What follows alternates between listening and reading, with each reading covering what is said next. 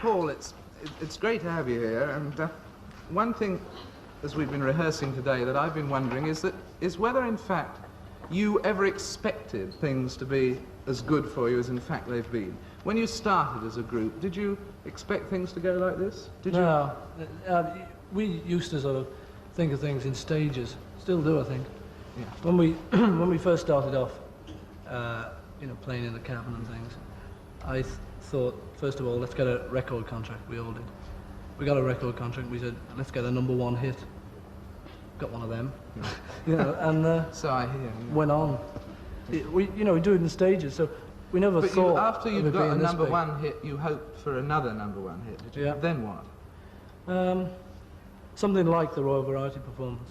And something then? sort of big and thing. Yeah. Then, what came after that? America, I think. Yeah, which was marvellous. And after America?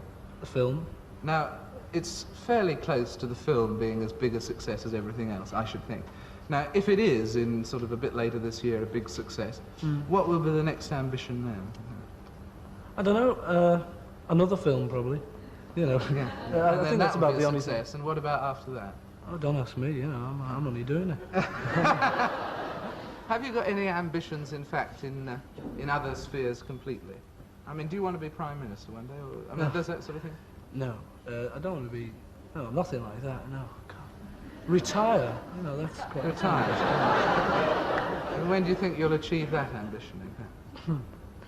The way things are going in a couple of years. Or so. No, I don't know. But no idea.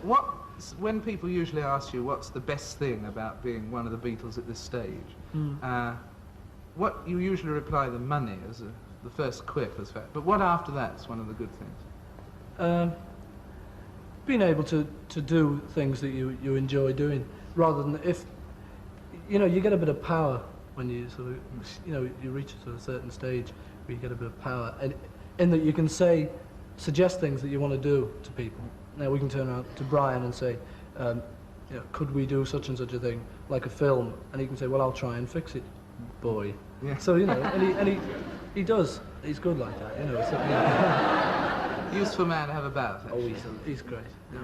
Yeah. But so the power it gives you basically is a power to do what you want, is it? Yeah. So, you know, rather than sort of being struggling unknowns and trying to do things that we'd never be able to do, we can now do more things that we'd like to. I think that's a sort of a good part of it. And when you write music, which you do a great deal with John Lennon and so on, you write it very much and marvellously in the current idiom.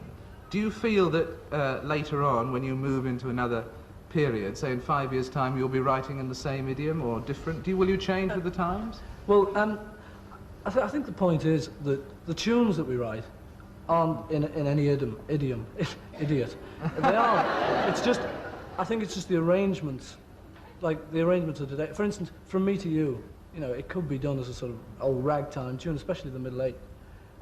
And so, you know, we're not writing the tunes in any particular idiom. So, in fact, in 5 years' time, we may arrange the tunes differently, but we probably write the same old rubbish. And how do you judge a good song when you've written it? By what? By us liking it.